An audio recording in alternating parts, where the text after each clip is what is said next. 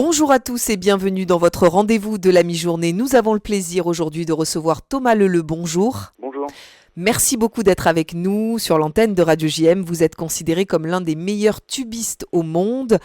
On a une question qui nous vient subitement, spontanément. Comment êtes-vous tombé amoureux de cet instrument si peu commun ?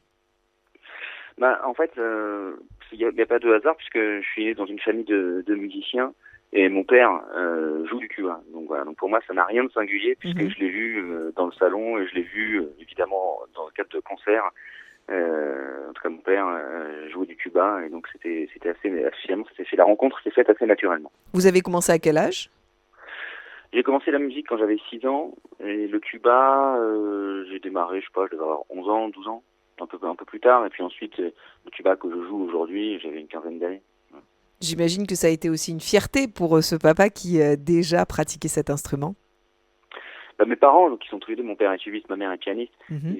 ils ont toujours été assez fiers et très heureux que je choisisse cette voie de musicien, même si j'ai jamais été poussé ou forcé à quoi que ce soit. Mais ça a été, oui, je pense que surtout quand ça se passe bien, voilà, ça a toujours été je pense une fierté pour eux. Voilà. Vous avez remporté de nombreux prix prestigieux et vous avez été le premier tubiste à recevoir une victoire de la musique classique. Comment avez-vous vécu cette reconnaissance ? La victoire de la musique, c'est pas vraiment anodin en fait de recevoir une victoire. C'est un moment très particulier, un moment clé dans une carrière artistique. Mhm. Moi, je l'ai reçu quand j'avais 24 ans et j'étais encore, je pense, très jeune, quoi, finalement, et plein d'envie, plein d'ambition, plein de projets. Et ça m'a ouvert des portes, ça m'a donné une légitimité en tant qu'artiste. Ça a permis aussi d'une certaine façon de faire connaître le tuba. Mm. Mais aujourd'hui, dans mes projets, je défends beaucoup plus ma musique que le tuba. C'est-à-dire que le tuba, c'est vraiment une façon de faire de la musique, quoi.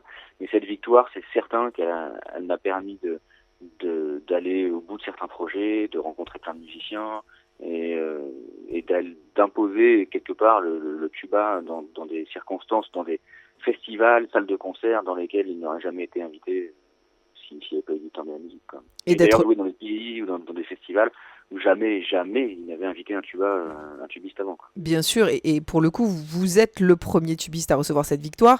C'est aussi une certaine fierté de porter cet instrument au niveau de ses plus hautes instances. Je suis heureux, je suis content que ce soit moi qui le fasse, Oui. évidemment. mais après, je me sens pas non plus une responsabilité sur les épaules parce que déjà, ça n'est que de la musique. Et puis, donc, je pense prendre toujours un petit peu de recul par rapport à ça.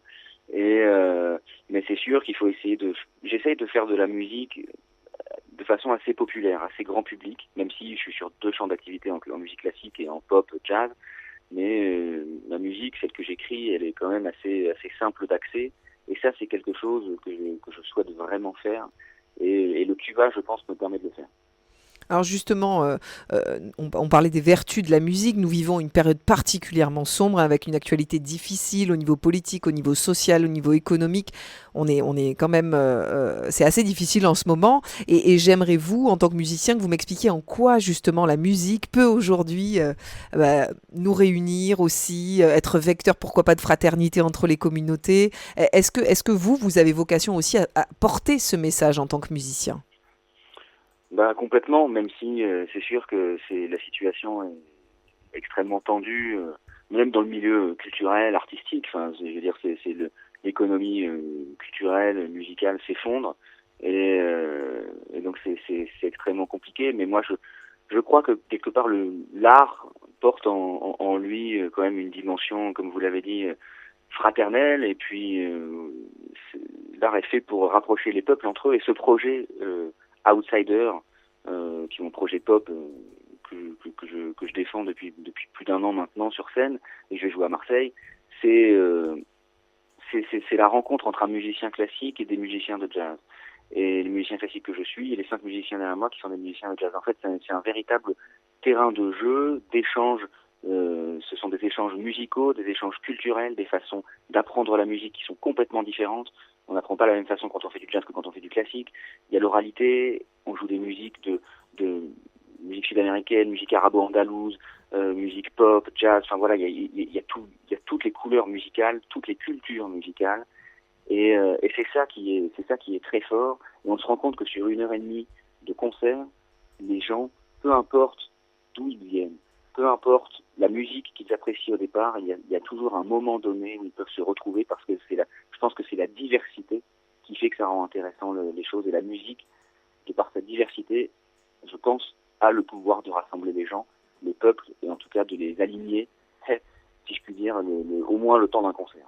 Alors j'imagine que vous donnez effectivement beaucoup de concerts en France, partout dans le monde. Est-ce que Marseille, il existe ici une vibe un petit peu différente par rapport aux autres villes? Vous parliez de notion d'universalisme, de ce que vous portez justement dans vos projets musicaux qui sont très divers. Est-ce qu'à Marseille, vous ressentez aussi une énergie qui est peut-être un peu différente par rapport à ailleurs? Marseille, j'y ai vécu 10 ans, je n'y vis plus aujourd'hui, et j'ai aimé cette ville de par sa différence, je crois, avec toutes les autres villes dans lesquelles j'ai pu vivre. Et les villes, enfin, j'ai voyagé dans plus de 40 pays, et Marseille a un côté unique, parce que, bah voilà, il y a toutes les cultures, c'est une ville très populaire, et je trouve, c'est une ville un peu, enfin, une ville d'avenir, quoi. Je veux dire, on peut plus rester enfermé sur soi-même, même si, voilà, certains dirigeants rêveraient de ça. Je crois on est fait pour s'ouvrir, et Marseille est une ville ouverte sur le monde, sur la Méditerranée. Ça, c'est une évidence. Et c'est pour ça que je l'aime aussi et que je suis resté, ça reste ma ville de cœur. J'ai vécu 10 ans, je suis très attaché. Mais c'est la représentation de beaucoup de communautés différentes qui la rend unique. Voilà. C'est un terrain aussi de jeu unique aussi pour un musicien comme vous qui aimez exploiter justement toutes les facettes de la musique et cette musique du monde que vous évoquiez. Alors on va parler de ce nouvel album que vous avez sorti le 7 mars dernier.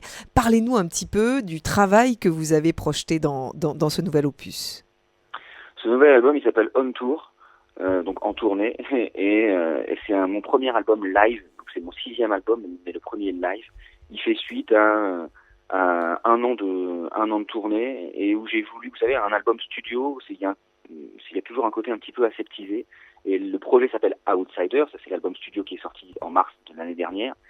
Et là, ce 7 mars, cet album On Tour est sorti, et c'était une façon de marquer, de comment dire, de garder un souvenir et une trace indélébile du, du lien qui me lie au public et de l'ambiance qu'il y a dans ces concerts et de l'ambiance populaire qu'il y a dans ces concerts. On applaudit, on tape dans les mains, ça chante, ça danse, il y a du dynamisme, il y a de la joie, et c'est ça que je voulais retranscrire dans cet album, et j'ai même pas eu besoin de le faire puisque j'ai juste enregistré les concerts, évidemment il y a eu un travail de mix et de mastering derrière, mais je veux dire, ce qu'on entend, ce sont les concerts, quoi. C'est l'ambiance des concerts, et je trouve que ça, évidemment, sur un album studio très affectueux, on se rend pas compte, versus un album live où là, voilà, ça prend, cette musique est faite pour être jouée en live, et là, on sent vraiment l'énergie, quoi. En live, justement, c'est ce que vous allez faire au Cepaxilo à Marseille le 18 avril prochain. Vous allez retrouver votre terre marseillaise et ça, c'est quand même quelque chose d'important pour vous? Ouais, c'est important parce qu'en fait, j'ai pas joué à Marseille depuis 8 ans. La Mhm. dernière fois que j'ai joué à Marseille, c'était au Théâtre de l'Odéon, c'était en avril 2017. Et là, ça fera 8 ans. Et j'ai fait le tour du monde. Je suis allé dans je sais pas, une quarantaine de pays. J'ai joué dans toutes les configurations, soit en musique classique, avec orchestre, en duo, trio, quartet, quintet. Voilà, j'ai créé même ma propre musique, celle qui est métissée, qui s'inspire beaucoup de la pop, du jazz, des musiques du monde. C'est une musique hybride. Et ces 8 ans m'ont permis de faire tout ça.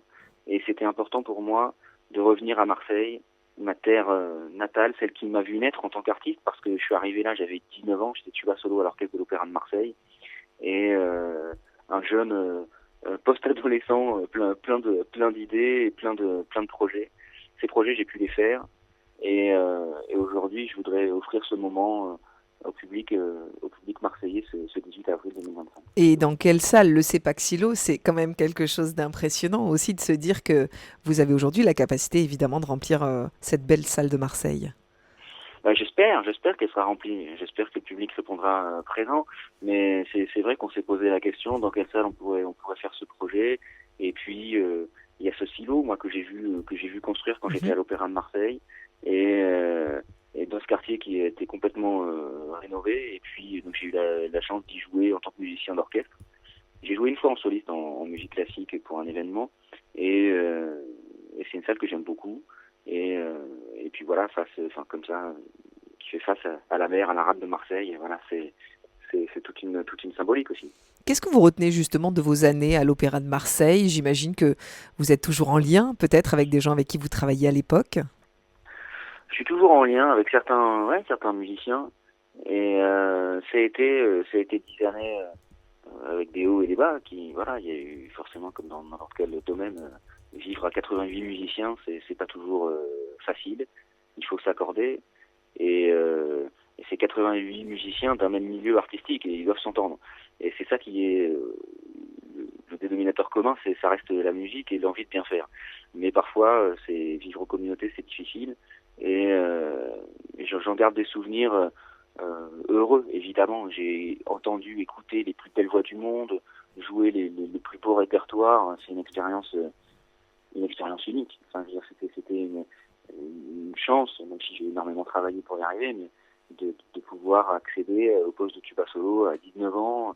Je me souviens à l'époque, quand je suis sorti de la fosse, le concours d'entrée se faisait dans la fosse d'orchestre. Quand je suis sorti de la fosse, il y avait Madame Renée Aufond, c'est une directrice, qui a dit: mon Dieu, on dirait un pâtre. J'étais très jeune, très naïf. C'était assez drôle. Mais non, c'était une très belle expérience, évidemment. Alors évidemment, vous allez faire une tournée avec ce nouvel album. Est-ce qu'on peut parler de vos prochains projets? Est-ce que vous êtes déjà sur d'autres fronts ou pas encore? Vous vous concentrez sur l'instant présent? J'essaie toujours, en règle générale, dans mes projets, j'essaie toujours d'avoir un coup d'avance. Donc là, je réfléchis un petit peu. Là, on part, la tournée Outsider redémarre ce 12 mars en Belgique. Et donc voilà, pour l'instant, il y a cette tournée qui va durer encore quelques mois avec donc les projets pop et les projets classiques. Là, j'étais aux États-Unis il y a encore 15 jours. Mais après, je suis en train d'y réfléchir et je crois que j'ai envie de donner aussi une dimension peut-être plus intimiste maintenant dans mes prochains projets. Je sais pas, en fait le monde change et je crois qu'on doit aussi s'adapter et on doit aussi peut-être essayer de travailler sur la proximité avec les gens, essayer d'avoir un véritable lien. Je dis pas qu'il n'y en a pas dans le projet Outsider, mais c'est un projet un peu plus gros. On est 6 musiciens, voilà. Enfin, voilà. Donc peut-être revenir à quelque chose de plus intimiste avec plus de proximité. Merci beaucoup Thomas Leleux d'être venu nous parler de votre actualité, de cet album qui est sorti le 7 mars dernier avec cette date à Marseille au Silo en avril prochain. Merci à vous. Merci beaucoup. À très bientôt. À bientôt. Au revoir. Pour voir ou revoir cette interview, n'hésitez pas à aller sur notre site internet radiojm.fr, nos réseaux sociaux, Facebook, Instagram, X et notre application Radio JM. Très bel après-midi à tous.